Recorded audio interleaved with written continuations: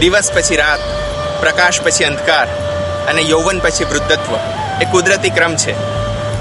જીવનના દરેક તબક્કાને પોતાનું આગવું સૌંદર્ય છે. જેમના પરિશ્રમથી આપણા વર્તમાનનું નિર્માણ થયું છે તેવા વડીલો જ સમાજની સાચી મૂડી છે.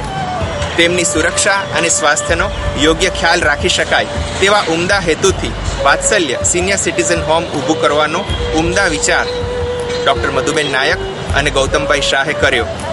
આ નિર્ણય પર મેનેજિંગ કમિટીએ મંજૂરીની મહોર લગાવી.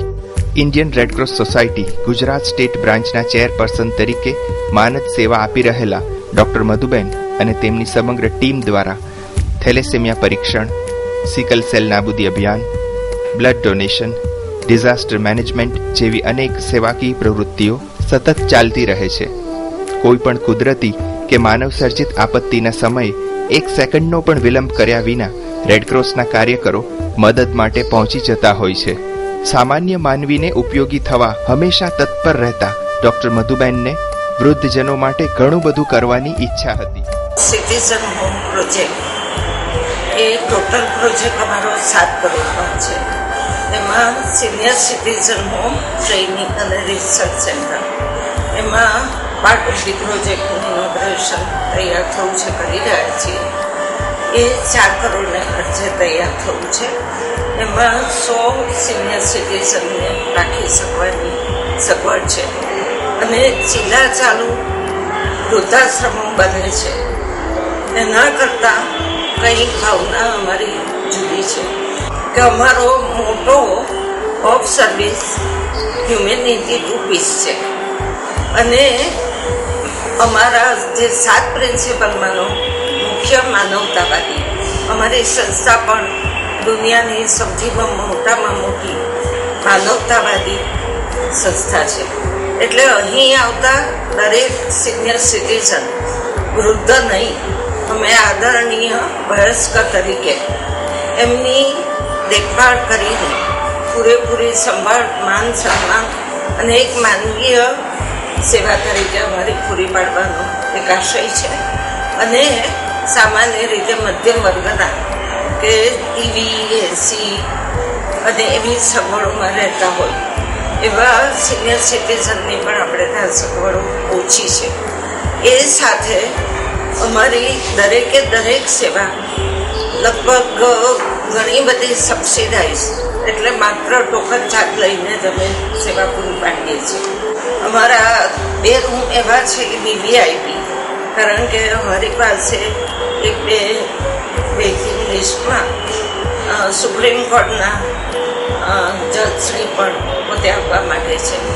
એટલે તેમની સગવડ આપી શકાય એ માટે એમાં સોફા, ખુરશીઓ, રેફ્રિજરેટર અને એ ચાર્જીસ તો અમારા સામાન્ય રીતે જે આપણને ડેઇલી લિવિંગના ખર્ચો થતા હોય એના કરતાં ઓછા છે.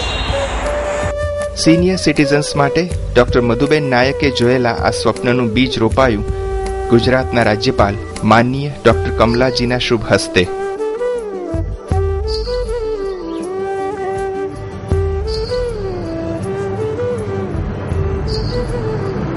અમદાવાદના વાડજ વિસ્તારમાં આશ્રમ રોડ પર આવેલા રેડક્રોસ ભવનના પ્રાંગણમાં જ સિનિયર સિટીઝન હોમનો પાયો નંખાયો.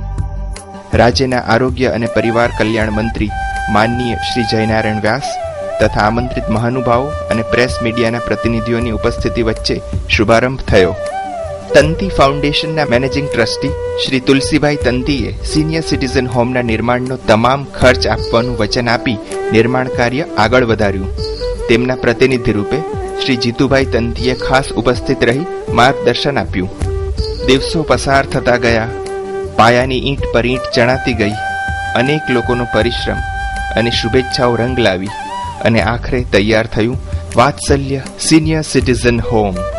વૃદ્ધોની સાર સંભાળ માટેની તમામ સગવડો અને આધુનિક સુવિધાઓ ધરાવતું આ સિનિયર સિટીઝન હોમ અમદાવાદ શહેરની મધ્યમાં વાડજ બસ સ્ટોપ પાસે રેડક્રોસ ભવનમાં આવેલું છે. સિનિયર સિટીઝન હોમમાં પ્રવેશતા જ ગ્રાઉન્ડ ફ્લોર પર વિશાળ ડાઇનિંગ હોલ છે. અહીં રહેનારા વડીલોને સાત્વિક ભોજન સમયસર મળી રહે તે માટે કિચન, સ્ટોર રૂમ અને સમર્પિત સ્ટાફ કાર્યરત છે. ભોજન શરીરનો ખોરાક છે તો પ્રાર્થના આત્માનો ખોરાક છે. સૌ સાથે મળીને પ્રાર્થના કરી શકે તેવો આ વિશાળ પ્રાર્થના ખંડ છે. અહીં આવીને બધી દુનિયાવી ચિંતાઓ ભૂલી જવાય છે. સિનિયર સિટીઝન હોમમાં રહેતા વડીલો પોતાને મનગમતી પ્રવૃત્તિ કરી શકે અને તેમનો સમય સુંદર રીતે પસાર થાય તે માટે એન્ટરટેઇનમેન્ટ હોલ એટલે કે મનોરંજન માટે અલાયદા રૂમની વ્યવસ્થા છે. સાથોસાથ તેમના સ્વાસ્થ્યનો સતત ખ્યાલ રાખી શકાય તે માટે ફિઝિયોથેરાપી સેન્ટર અને કુદરતી ઉપચાર કરતું નેચરોપેથી હેલ્થ કેર સેન્ટર પણ છે. વાત્સલ્ય સિનિયર સિટીઝન હોમ રેડક્રોસ ભવનમાં જ આવેલું હોય અહીં વડીલોને શ્રેષ્ઠ તબીબી સારવાર તો મળશે જ, ઉપરાંત સમગ્ર રેડક્રોસ ટીમની પારિવારિક હૂંફ પણ મળતી રહેશે. સિનિયર સિટીઝન હોમના આ વિશાળ બિલ્ડિંગમાં વિવિધ કેટેગરીના રૂમ ઉપલબ્ધ છે.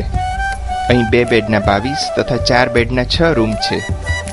આ સિવાય લેડીઝ અને જેન્ટ્સ માટે અલગ અલગ ડોર્મિટરીની સગવડ છે. વિશાળ સંયુક્ત પરિવારની અનુભૂતિ કરાવે તેવી રીતે 4 માળના આ ભવનનું નિર્માણ કરવામાં આવ્યું છે. દરેક ફ્લોરને લિફ્ટથી સાંકળી લેવામાં આવ્યો છે. દરેકને ઋતુ પ્રમાણે અનુકૂળતા રહે તે માટે સ્વચ્છ હવા ઉજાસથી માંડીને વાતાનુકૂલિત વ્યવસ્થા, પર્સનલ ક્લોઝેટ, કબાટ, આરામદાયક બેડ, ટેબલ ચેર્સ અને રહેવું ગમે તેવી નાનામાં નાની બાબતોનું ખાસ ધ્યાન રાખવામાં આવ્યું છે.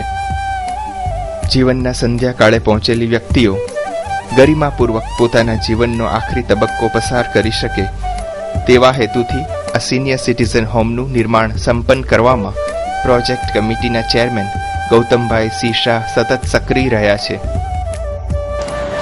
રેડક્રોસના પ્રયત્નો અને આપ સૌની શુભકામનાઓને પરિણામે જીવનનો સૂર્યોદય અને મધ્યાહન જોઈને હવે સૂર્યાસ્તના દર્શન કરી રહેલા અનેક સિનિયર સિટીઝન્સ માટે આ વાત્સલ્ય સિનિયર સિટીઝન હોમ આશાનું કિરણ બનશે.